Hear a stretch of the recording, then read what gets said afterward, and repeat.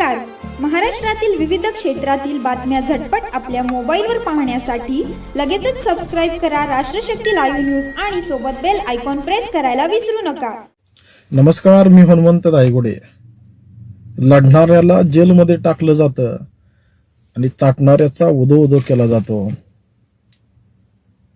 ही वास्तव परिस्थिती आपल्याला आता स्वीकारावी लागेल. तो समाजासाठी प्रामाणिकपणे लढतोय. त्या जेल सकाळी 4 वाजल्यापासून तो आतंकी नाहीये, कुठला बलात्कारी नाही, कुठला खून केलेला नाहीये. एक समाजाची भावना, समाज जागृत करायचं काम प्रामाणिक, चाटेगिरी नाही, प्रामाणिक करणाऱ्याला सकाळी 4 वाजता उचलण्याचं प्लॅनिंग केलं जातं.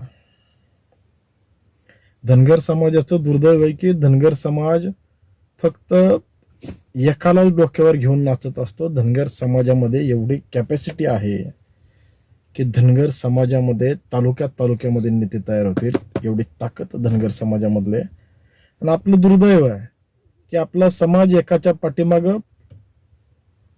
जातो आणि तो समाजाची दलाली मंत्रालयात आपल्या स्वार्थासाठी करत असतो. दीपक बोराडे लढतोय समाजासाठी. आता समाजानं उलट त्याला डोक्यावर घेतला पाहिजे. 6 महिने झालं जीवाची बाजी लावली आहे. आरक्षणाचा मुद्दा लावून धरलाय. भेटल नाही भेटल, पण ताकदीनं लढतोय हे खूप महत्वाचं आहे. ही ताकद दाखवली.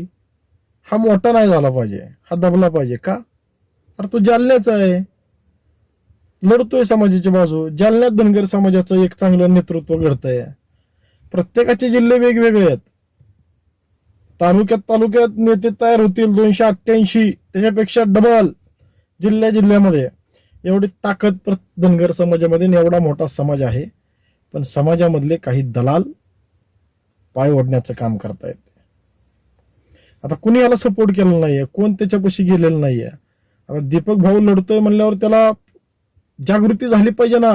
सगळ्यांनी समाजातल्या जेलभर आंदोलन केलं पाहिजे. जालन्यामध्ये जाऊन हो ना अटक सगळी, चला सगळे जाऊन आपण अटक होऊ.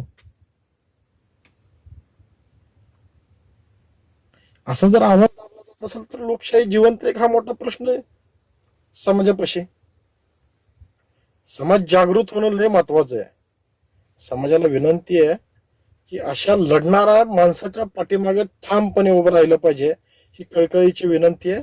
जेलभरो आंदोलन, आता जेलभरे आंदोलन.